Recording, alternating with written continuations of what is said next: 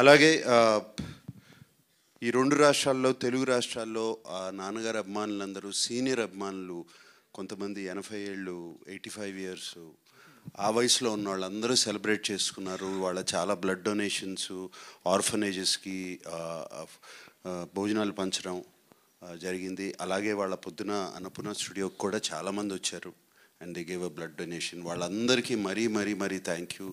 ఈ ప్రేమ, ఆదరణ, అభిమానం మర్చిపోలేంది.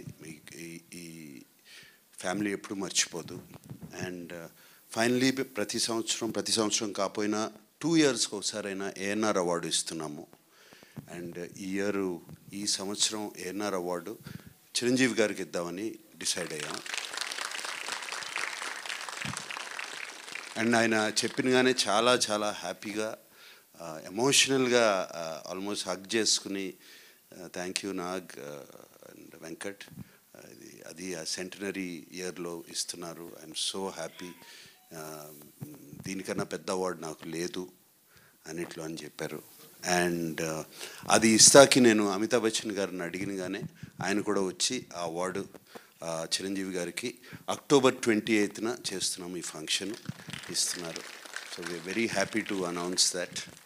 And thank you specially to the media friends. అందరూ వాళ్ళ ఆర్టికల్స్ అన్నీ నాకు వచ్చినాయి, చూపించారు. అందరూ అన్నపూర్ణ నుంచి పంపించారు. అందరూ అడగకుండా అంత బాగా రాశారు నాన్నగారు గురించి. మరి thank you very much.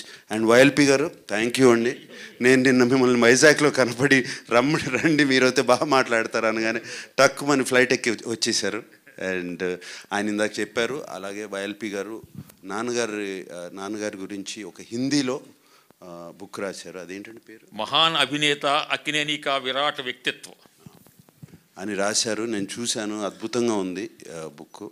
So అది త్వరలో ఆయన రిలీజ్ చేయించుతున్నారు. ప్రైమ్ మినిస్టర్ గారికి పంపించి అది ఎందుకంటే ది లెజెండ్ అనేటువంటి ఇంగ్లీష్ పుస్తకాన్ని కూడా అప్పుడు వాజ్పేయి గారే వారి ఇంట్లో రిలీజ్ చేశారు. తర్వాత నా తరపున కొన్ని వేల మంది అక్కినేని నాగేశ్వరరావు కళాశాల పూర్వ విద్యార్థుల తరపున నేను కోరేది ఏమిటంటే, మీ కుటుంబ సభ్యులు ఎవరో ఒకరు సంవత్సరానికి ఒక్కరోజు ఆ కాలేజీకి రండి బాబు అని చెప్పి కోరుకుంటున్నాను. ఓకేనండి, thank you very much. I hope అందరూ ఓపిక చేసుకుని స్క్రీనింగ్ చూస్తారని. You will enjoy the movie very much. తప్పకుండా చూడండి. Thank you.